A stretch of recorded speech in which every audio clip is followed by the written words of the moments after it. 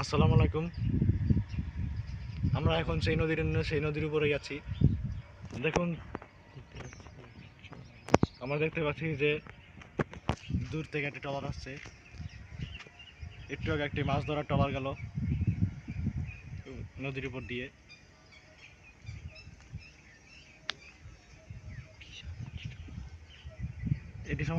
এটি আসলে বিশাল একটি ট্রলার। এটি দিয়ে সম্ভবত মাছ ধরা হয় নাকি কি ধরা হয় আমরা জানি না।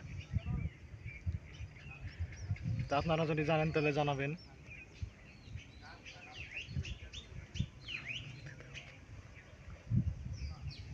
তো দেখুন, ওইদিকে দেখুন কি সুন্দর মেঘ জমেছে নদীতে।